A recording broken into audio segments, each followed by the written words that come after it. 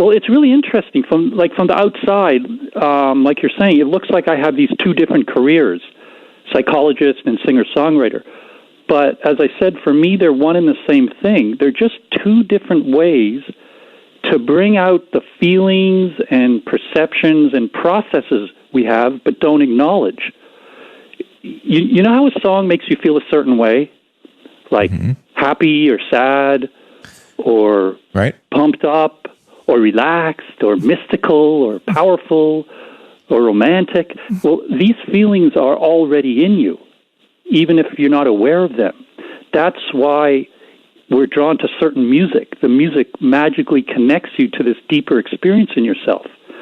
And psychotherapy or processing your problems also brings out these underlying feelings, but it does it in a way you can integrate into your life. Music is more of a momentary experience. If you're saying that problems, just speaking vast generalities, problems aren't bad. Problems equal growth, but yes, it's there has to be another. I don't want to say chemical, but there has to be another ingredient that allows a problem to spawn growth. So what is that where you come in? And is that where, for us, music should come in? Not exactly following your question. Sorry. You're saying problems aren't bad. Problems are sort of, if I'm paraphrasing, but problems aren't bad. Problems are growth trying to happen. Yes, right? Problems are our personal growth trying to happen. Like we all seek comfort and stability, and we avoid problems. But the essence of life is process and change and growth and expansion. And how does this happen? Sometimes we intentionally seek growth, but it usually happens through adversity or conflict or pain.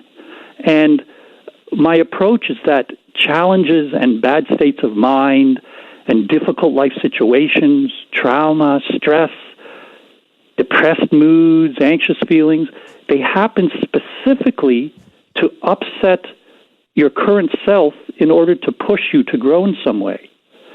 And it's often in some way you don't even realize you need to grow. But I've been in therapy at various times across my life, and it's because I'm having a problem, or a series of problems, or I don't know what the fuck is going on, and that's a problem. The existence of that state of mind is not in and of itself a way for me to grow. So that's what I meant when I said there needs to be another ingredient. Something has to cause the transaction. The existence, that the bad state of mind is just the seed. It's the catalyst. We usually think of the problem as an end point, like here's the effect, and how do we get rid of the effect? But I look at it as the beginning point. It's the seed, and you have to.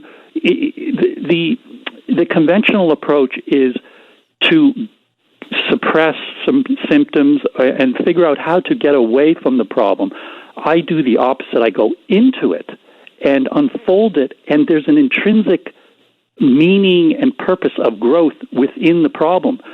The initial state, as you say, just feels like crap. It messes you up. But within that, the reason it messes you up is because it needs to upset your status quo. Otherwise, there'd be no growth. We just like to be comfortable.